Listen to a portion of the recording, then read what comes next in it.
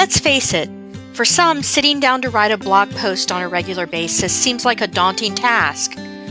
All kinds of questions swirl through your head, and I have the same questions. Where do I start? What am I going to say? How many words do I use?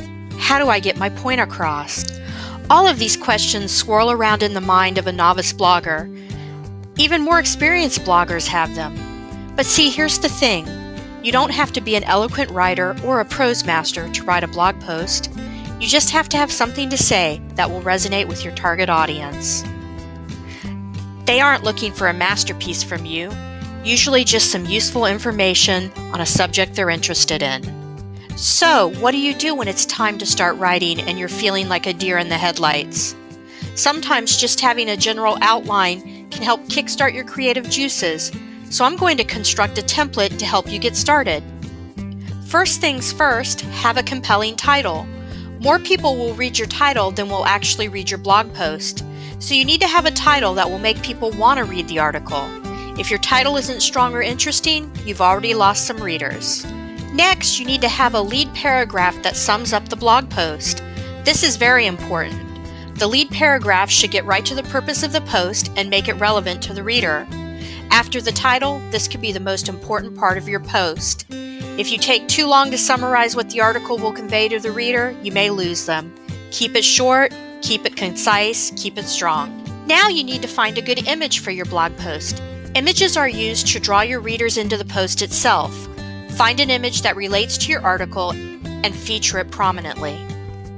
But that doesn't mean you can go online and search for any old image to use. Remember, there's copyright rules in place, so don't just go swiping images online. There are plenty of websites where you can get copyright-free images.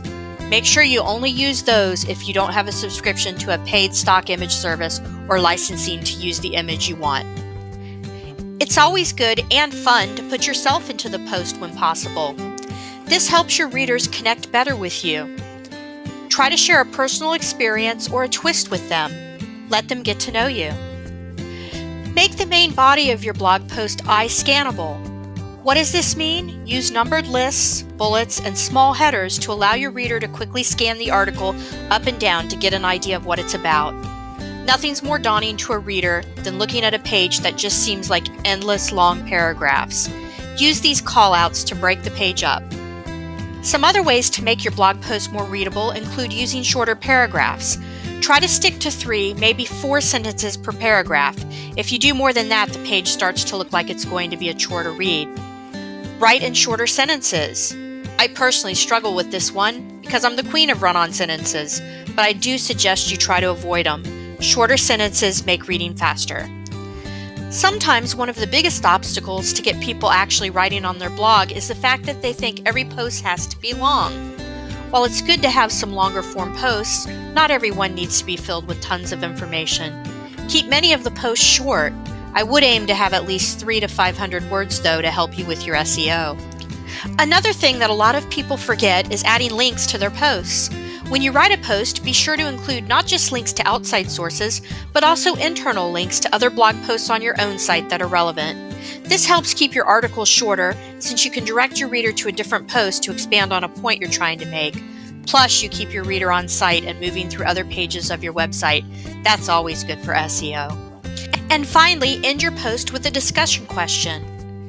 Try to end your post with a question to the reader to encourage comments. This is, of course, if you have the commenting system turned on for your blog.